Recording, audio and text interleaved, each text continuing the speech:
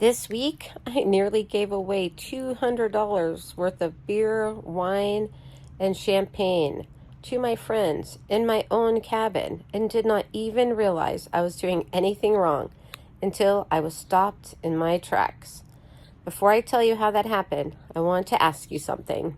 When is the last time you let yourself be a total beginner at something? Hi, everyone. I'm Laura, and welcome to Sunrise at Sea. Today, we're arriving in Genoa, Italy. Out here, we're still hours from land. Nothing yet but open water and the very beginning of a new day. That quiet stretch of morning that keeps showing up no matter how much of this particular life I think I have figured out by now. There is a gratitude in that, before the day has decided what kind of day it is going to be, before it has asked anything of me at all. And it does not change depending on which ship or which balcony I happen to be standing on when I receive it. The story I actually want to tell you did not happen here. It happened thousands of miles away, in the middle of the Atlantic Ocean, on a completely different ship. The Queen Mary II, on Cunard to be exact. I picked Genoa on purpose, though. It's one of the great trading ports of the Old World. Ships setting out for centuries into water they had not mapped yet, trusting they would figure out the rest once they were already moving. Keep that in the back of your mind. It matters in a minute. Here's what you need to know about me first. 19 months into living full-time on cruise ships, almost entirely on Princess, I have this whole life down to an art form. Not a perfect art form, but definitely an art form. I pretty much ordered the exact same breakfast most mornings without even glancing at a menu. I'm not gonna lie, on the Sky Princess, breakfast would just appear without a conversation even needing to happen.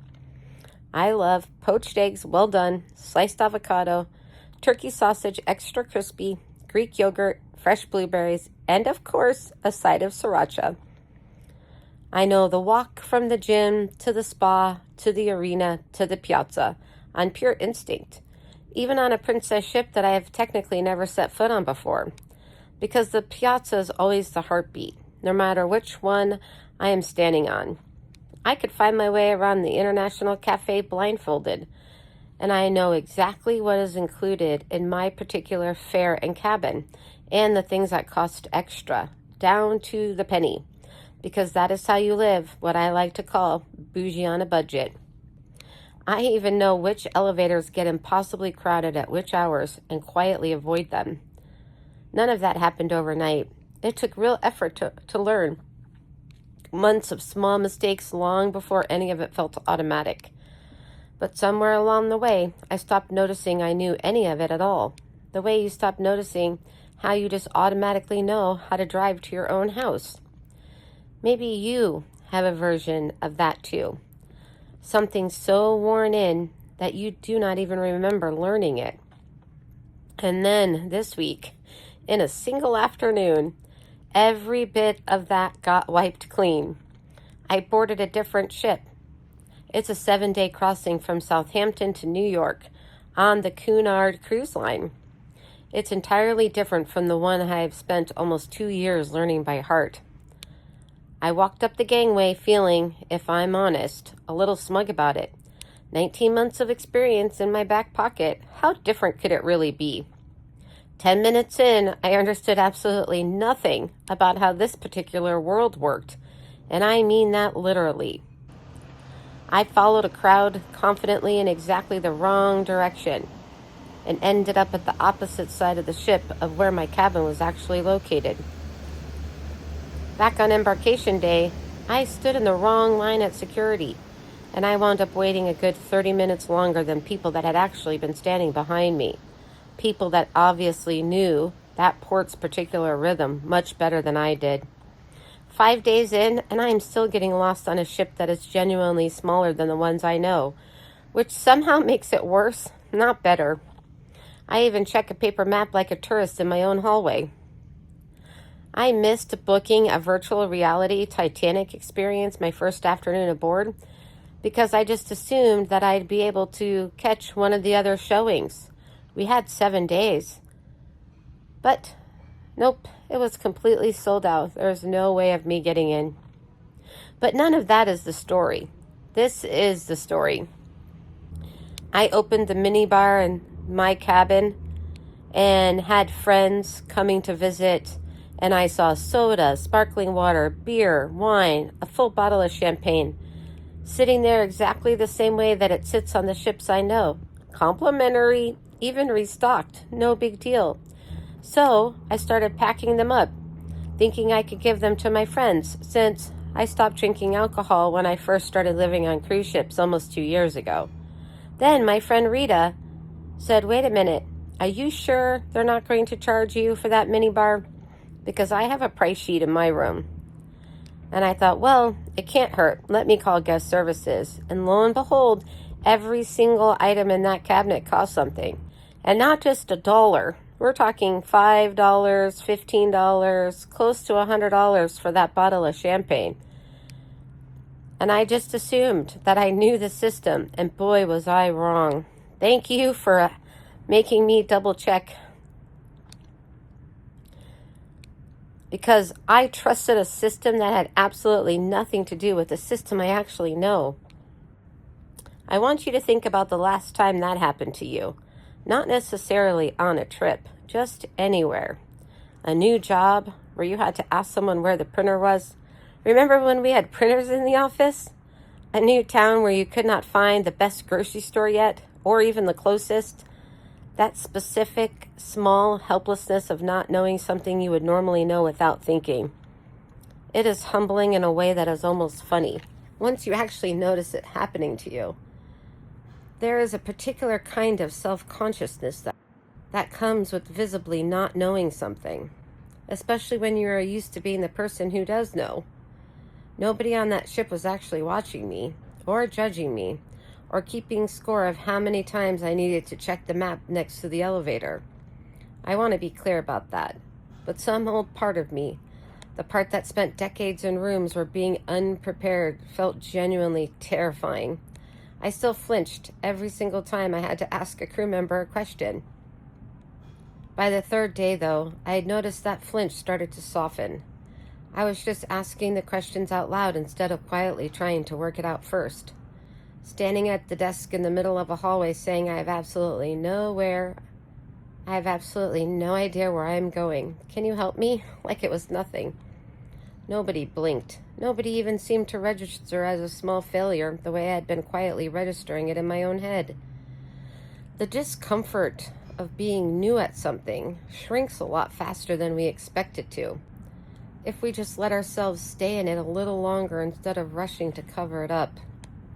And then, somewhere around day 3, something shifted that actually surprised me. The not knowing stopped feeling only like a deficit and started feeling closer to curiosity. I caught myself genuinely enjoying not knowing what was around the next corner. That small, specific thrill of turning down an unfamiliar hallway with no idea what I would find there. The way exploring used to feel before I learned to have every route mapped out ahead of time. I had forgotten that not knowing something could feel like anything other than a problem to be solved. Turns out it can feel like play. Some of the beginner feeling this week, though, I actually went looking for on purpose. There was a watercolor class here. Real brushes, a proper pad of paper, an actual paint set.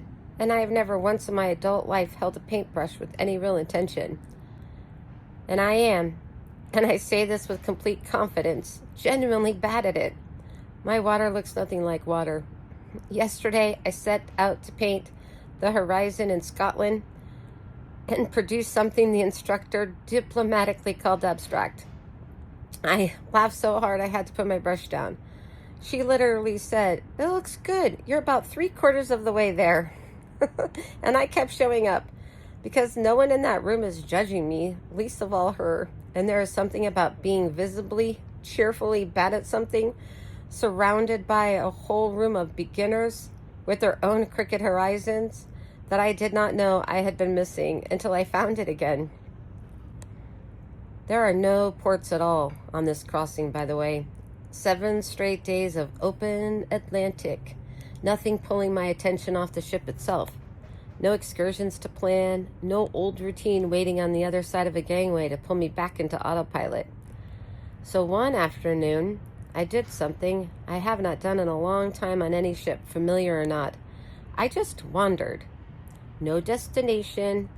I was just looking to see what was actually on board. And that is how I found the puzzle tables. There is a row of small tables set up along the bank of the windows, each one with its own puzzle already half started. Completely different themes, completely different difficulty levels. Some looked brutal, 1,000 pieces or more, with every piece some shade of the exact same blue. Sky bleeding onto water with no clear line between them anywhere. Others were simpler, bigger pieces, easier to sort by color. The tables are built for 2 people, maybe 3 at the very most. Close enough to talk while you work, the entire ocean moving past the window the whole time. Light shifting slowly across the pieces as the ship rolled gently underneath everyone sitting there. And at one of them, I found a grandfather and his grandson, heads down, working through a puzzle together, completely unhurried, with nowhere else in the entire world they needed to be. No bus waiting, no schedule to keep. The old man's hand hovered over a cluster of nearly identical blue pieces, turning one slowly, testing it, setting it down again without a trace of frustration. The way you set something down when you already know there will be time to come back to it. The boy watched him do it, in no hurry at all to take his own turn. Content just to sit there, in the quiet, with someone he loved, while the ocean kept moving past the glass beside them. Just the 2 of them, a picture on the box of something neither of them had built yet, and all the time in the world to get there.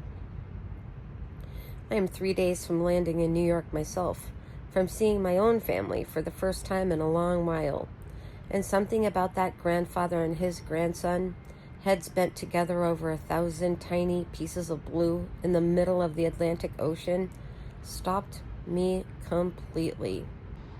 I never even learned their names, and I never will. And somehow that made it feel even more like something private I had accidentally been let in on. I stood there for a full minute, longer than I meant to, just watching 2 people build something together, one small piece at a time, with absolutely no reason on earth to hurry. Here is the real answer to the question I asked you at the very beginning. I have gotten so good at my own life out here that I have genuinely stopped looking at it. Mastery is wonderful. I'm not going to pretend otherwise. There is real relief in knowing exactly how a system works. But mastery also means you stop scanning the room. You already know what's in it, or you assume to know what's in it.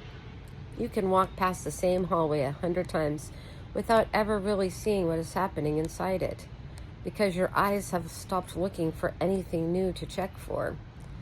It took getting completely turned around on an unfamiliar ship, nearly giving away bottles of wine and champagne without even knowing I was doing it. A genuinely terrible watercolor habit for me to slow down enough to actually notice 2 strangers building something together with nowhere they needed to rush off to. That champagne, by the way, is exactly why I opened that story. It is such a small thing, and it is the whole thing at once. I was so fluent in one version of this life that I nearly gave away money without even noticing it. It took losing that fluency completely to notice anything at all. I do not think this means we're supposed to blow up everything we have worked so hard to master. I like knowing my own systems. I like the ease of it most days, and I'm not going to pretend I want to spend the rest of my life lost in an unfamiliar hallway. But there is real value in choosing, on purpose, every so often, to hand that ease back in for a little while, to let yourself be new at something again, even when nobody is making you. Because that is apparently where the noticing lives, not in the version of you that has already arrived. in the version, still figuring out where that printer is. That is the part I almost missed telling you. It was not the disorientation itself that gave me anything. Disorientation on its own is just, well, uncomfortable. Ask anyone who has ever stood confused in a foreign train station. What actually changed something in me was the moment the discomfort turned into curiosity instead. The moment not knowing stopped feeling like failure and started feeling like an open door. That turn does not happen automatically. You have to let it happen. You have to be willing to stand in the not knowing a little longer than feels comfortable. Long enough for the fear to get bored and wander off, and let something like play take its place instead. Maybe you do not have 19 months of anything down pat yet. Maybe you are the one still checking the map right now, still asking someone else where the printer is, still feeling like a beginner in your own life more days than not. If that is you, I want you to hear this clearly. You are not behind. You are already standing in the exact place I had to go out of my way and get genuinely lost to find my way back to. There is something waiting on the other side of mastery that you can only ever get back to by starting over again, and you are living in it right now, whether it feels like a gift yet or not. I am about to start over in a different way too. In just a few days, walking off this ship into a life I've not lived in a long time. I do not know yet what that particular beginning is going to teach me. I imagine I will tell you about it. The version of you who finally has it all figured out is going to miss this part more than she expects to. I know, because I am her, and I spent this entire week quietly, gladly, trying to get it back. I would love to know, when is the last time you let yourself be a real beginner at something, whether you chose it on purpose or it just happened to you? And what did you actually notice once you slowed down enough to look around? I read every single comment, and I have a feeling this particular question is going to bring out some really good stories. Mastery makes you stop looking every single time, no exceptions. Starting over, on purpose or completely by accident, is what gives you your eyes back again. And every single time, without fail, there's something worth seeing right there in front of you. A puzzle, a stranger, a whole ocean, an entire life you have gotten so good at living that you forgot to look at it, waiting for you to actually notice it. Take good care of yourself this week. I'll see you next Sunday from wherever the sea takes us.